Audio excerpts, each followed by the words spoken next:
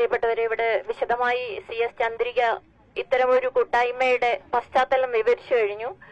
ഇത് കേരളത്തിന്റെ തലസ്ഥാനത്ത് തിരുവനന്തപുരത്ത് വളരെ സിംബോളിക്കായിട്ട് നടത്തുന്ന ഒരു പ്രതിഷേധമാണ്. ഇത് നാളെ മനുഷ്യാവകാശ ദിനത്തിൽ, ഇത് നാളെ തുടർന്നുള്ള ദിവസങ്ങളിൽ കേരളമൊട്ടാകെ, ഇന്ത്യയൊട്ടാകെ, ലോകത്തുള്ള ജനാധിപത്യ വിശ്വാസികൾ മുഴുവനും ഏറ്റെടുത്ത് നടത്തേണ്ട ഒരു സമരമാണ്.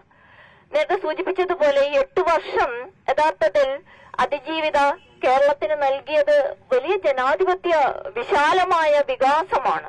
നേരത്തെ സൂചിപ്പിച്ച പോലെ WCC ഉൾപ്പെടെ അമ്മയിൽ വന്ന വലിയ മാറ്റം തുടങ്ങിയ ഒരുപാട് കാര്യങ്ങൾ വിശദീകരിക്കുന്നില്ല.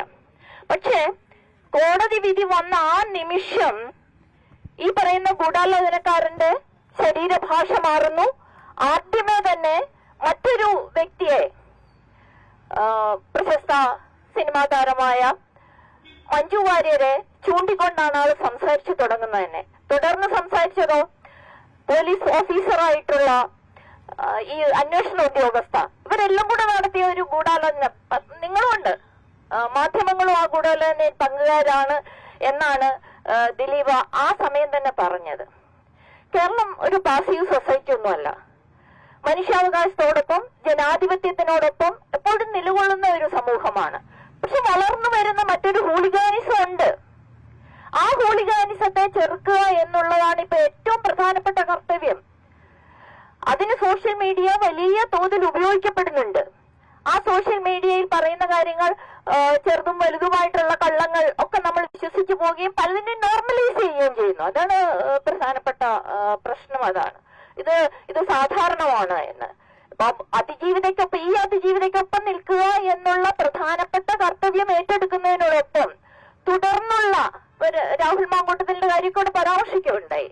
തുടർന്ന് ഒരുപാട് പ്രശ്നങ്ങളും കേസുകളും ഉണ്ട്. നമുക്കറിയാം, ഒരു വിധി ഉണ്ടായാൽ ആ വിധി മറ്റു പലതിലും പോയി മാറ്റുകയുള്ളൂ. അവിടെയാണ് പൊതുസമൂഹത്തിന്റെ പ്രസക്തി. പൊതുസമൂഹം ഉയർത്തിക്കൊണ്ടുവരേണ്ട പ്രതിരോധത്തിന്റെ പ്രസക്തി അവിടെയാണ്.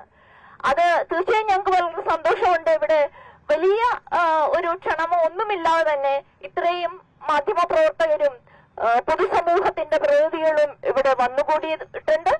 ഈ ഒരു കൈത്തിരി, ഈ ഒരു ദീപം ഉജ്ജ്വലമായി കേരളത്തിന്റെ എല്ലാ രംഗത്തും ഏറ്റെടുത്ത് നടത്തേണ്ടതുണ്ട്.